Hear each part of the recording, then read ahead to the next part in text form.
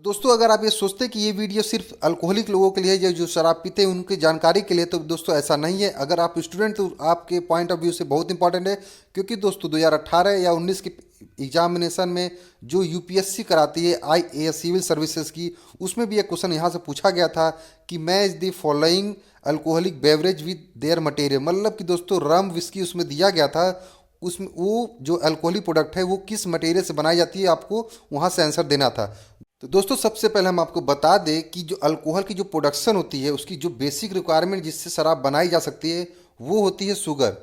तो दोस्तों कोई भी ऐसा खाद्य पदार्थ जो मीठा लगता हो खाने में, उसके अंदर कुछ शुगर कंटेंट होगा, तो उसके हेल्प से हम जो है अल्कोहल बना सकते हैं, शराब बना सकते हैं। लेकिन दोस्तों शुगर का जो कंटेंट होगा, जितनी ज़्यादा शुगर अच्छी होगी, जितना ज़्यादा स्वीट लगेगा, जितना ज़्यादा मिठास होगा, उतना ज़्यादा बेहतर अल्कोहल या शराब बना सकते हैं। यही कारण दोस्तों पूरे दुनिया भर में अलग अलग मटेरियल से अल्कोहल का प्रोडक्शन होता है, और यही कारण है कि अलग अलग मटेरियल का जो टेस्ट होता है वो अलग अलग शराब के अंदर टेस्ट बदलता जाता है। तो दोस्तों एक एक करके हम आपको साथ डिस्कस करेंगे कि जो अलग अलग जो अल्कोहलिक बेवरेज है वो किन किन चीज़ों से बनाई जाती है और कहाँ कहाँ बनाई जाती है। तो दोस्तों अगर उससे पहले आप हमारे चैनल पर नए हैं तो प्लीज़ चैनल को सब्सक्राइब करके ज़्यादा से ज़्यादा शेयर करिएगा। और दोस्तों सबसे पहले जो हमारा अल्कोहलिक प्रोडक्ट है वो है रम। इसको दोस्तों रेगुलर यूज एड मेडिसिन के नाम से भी जाना जाता है, क्योंकि दोस्तों ये डॉक्टर एडवाइस करते हैं मेडिसिन के रूप में बहुत सारे लोगों को, ताकि उनकी जो ब्लड का जो सर्कुलेशन है वो हमेशा बना रहे। तो दोस्तों जो रम है वो बहुत ही अधिक उसको गर्म माना जाता है, और वो उसी एरिया में या उसी रीजन में लोग इसको यूज करते हैं जहाँ पे बहुत ज़्यादा ठंड पड़ती हो। तो दोस्तों इसकी अगर बात करें प्रोडक्शन की किस चीज़ से बनाई जाती है, तो दोस्तों वो है हमारा शुगर केन।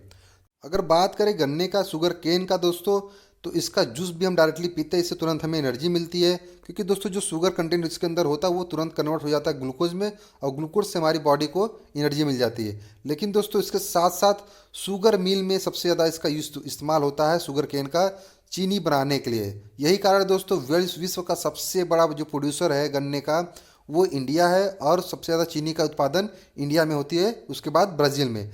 लेकिन दोस्तों जहाँ जहाँ शुगर मिल लगाई जाती है उसके आसपास अल्कोहल प्लांट, शराब के भी प्लांट लगाए जाते हैं, क्योंकि दोस्तों इसका जो बाई प्रोडक्ट है चीनी बनाने के बाद जो वेस्टेज आता है वो बनता है, उसको दोस्तों हम यूज़ कर लेते हैं रम बनाने की। जैसा कि अभी हम बताएं कि जो रम का प्रोडक्शन होता है दोस्तों वो शुगर केन से होता है।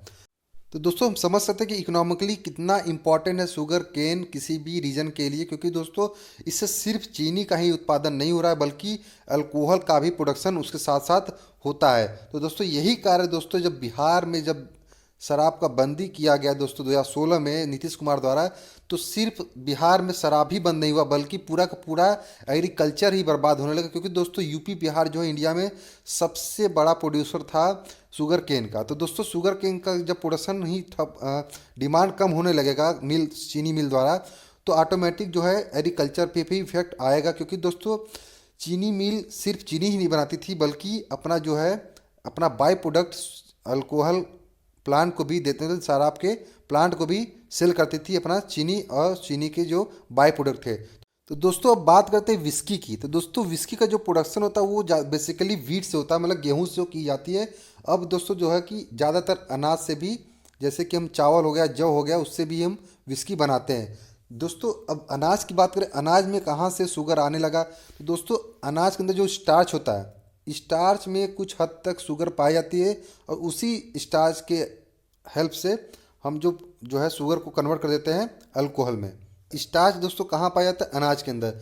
और अनाज क्या होता है दोस्तों, वो सारे मटेरियल जिसको हम खाने के बाद एनर्जी महसूस करते हैं, जैसा कि दोस्तों गेहूं का रोटी हुआ, बाजरे की रोटी हुई, और मक्के की रोटी या जौ की रोटी, दोस्तों ये सब एनर्जी देने वाली चीज़ें हैं। तो दोस्तों एनर्जी कहाँ से मिलती है दोस्तों, शुगर से मिलती है। और दोस्तों स्टार्च में जब शुगर होती है उसी को हेल्प से हम अल्कोहल बनाते हैं और वो विस्की में कन्वर्ट हो जाता है।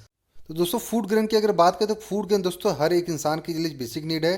तो दोस्तों विश्व में जहाँ भी इंसान रहता है वहाँ पे फूड ग्रेन की खेती की जाती है, अनाज की खेती की जाती है। लेकिन इसका ये मतलब नहीं दोस्तों कि जो खेती की जा रही है वो उसको हम शराब के प्रोडक्शन में इस्तेमाल करेंगे, क्योंकि दोस्तों डिपेंड करता है कि हमारे पास कितना अनाज खाने के लिए कितना हमारे पास एक्स्ट्रा है। तो दोस्तों विश्व में बहुत सारे ऐसे देश हैं जहाँ पे अनाज का जो उत्पादन है ज़रूरत से ज़्यादा है, तो वहाँ पे दोस्तों वो कन्वर्ट किया जाता है विस्की के अंदर। तो दोस्तों अमेरिका एक ऐसा देश है जहाँ पे सिर्फ 30 करोड़ के आसपास आबादी है, और जो जो एरिया है दोस्तों खेती का वो भारत से 3 गुना ज़्यादा है। तो मतलब दोस्तों जितना उत्पादन खेती इंडिया करती है उसके 3 गुना उत्पादन अमेरिका में होता है अनाजों का, और लेकिन खाने वाले 1/4 भी वहाँ पे नहीं है। तो दोस्तों वहाँ पे जो है बहुत ज़्यादा मात्रा में जो अनाज बचते हैं तो उसको वो लोग कन्वर्ट करते हैं विस्की में। यही कारण दोस्तों अमेरिका के अंदर सबसे ज़्यादा विस्की का ही इस्तेमाल होता है। दोस्तों सबसे ज़्यादा विस्की अमेरिकन पीते हैं। दोस्तों इंडिया में जैसा कि हम बताए थे कि हरियाणा पंजाब का एरिया जो है सबसे ज़्यादा गेहूं का प्रोडक्शन करती है। यही कारण दोस्तों हरियाणा पंजाब का जो एरिया है वहाँ पे सबसे ज़्यादा विस्की का ही प्रोडक्शन होता है। दोस्तों अगर बात करें यूरोप की, दोस्तों ये पूरी की पूरी यूरोप जो है छोटे छोटे देशों से भरा पड़ा है, वो हाईली इंडस्ट्रियलाइज एरिया है, और वहाँ पे खेती का एरिया जो दोस्तों बहुत कम है, या और जो भी खेती की जाती है अनाजों की वो अपने खाने के इस्तेमाल करते हैं, ना कि उसमें विस्की के प्रोडक्शन में। तो दोस्तों यही कारण है दोस्तों विस्की का जो कंजप्शन है वो यूरोप में बहुत कम है, और यही कारण दोस्तों यूरोप जो है पूरी की पूरी डिपेंड है वाइन पे। दोस्तों वाइन जो हमारा अगला पार्ट है, तो दोस्तों वाइन पे पूरा पूरा यूरोप डिपेंड है, क्योंकि वहाँ पे अनाजों का खेती जो है दोस्तों बहुत कम हो पाती है, और वहाँ पे विस्की का प्रोडक्शन बहुत कम है। दोस्तों अगर वाइन्स की बात करें तो वाइन्स का जो प्रोडक्शन होता है वो होता है फ्रूट्स से। दोस्तों फ्रूट्स जो होता है सबसे बेस्ट माना जाता है हेल्थ के लिए। यही कारण दोस्तों वाइन्स भी जो होता है बेस्ट होता है अल्कोहलिक बेवरेज के अंदर। और यही कारण दोस्तों जो वाइन्स का जो प्राइस है वो पूरे वर्ल्ड में सबसे महंगा है, क्योंकि दोस्तों फ्रूट की प्रोडक्शन हर जगह सबसे कम है बाकी कंपैरिजन जो मटेरियल है अल्कोहलिक प्रोडक्ट के लिए। दोस्तों अगर बात करें फ्रूट्स में भी तो जो ग्रेप्स है सबसे बेस्ट माना जाता है ये वाइन्स प्रोडक्शन, क्योंकि इसमें जो शुगर कंटेंट है हाईली होता है। और दोस्तों जो रेड कलर या येलो कलर की जो वाइन्स होती है वो डिपेंड करती है किस कलर की हम ग्रेप्स यूज़ कर रहे हैं। जो ग्रीन होती है वो येलो कलर शो करती है वाइन्स के, और जो रेड वाइन्स होती है वो ब्लैक जो ग्रेप्स होती है उनको यूज़ करके बनाई जाती है। दोस्तों बात करें अगर यूरोप की, तो पूरी की पूरी यूरोप जैसे कि बता रहे थे वाइन्स पे डिपेंडेंट है, क्योंकि दोस्तों जो मेडिटेरियन का रीजन है, जो यूरोप का रीजन है दोस्तों, वो पूरा का पूरा क्लाइमेटिक ऐसा है कि वहाँ पे फ्रूट्स ही ज़्यादातर प्रोड्यूस हो पाती है। और जो कि वहाँ के जो लोग हैं पूरा का पूरा जो फ्रूट्स होता है या कन्वर्ट कर देते हैं पूरे अल्कोहलिक में वाइन्स में बदल देते हैं, या तो एक्सपोर्ट कर देते हैं बाहरी दूसरे कंट्रीज़ में। तो अगर दोस्तों वोडका की अगर बात करें तो वोडका कोई दोस्तों स्पेशल अल्कोहल प्रोडक्ट नहीं जिसके लिए कोई स्पेशल मटेरियल की रिक्वायरमेंट होगी।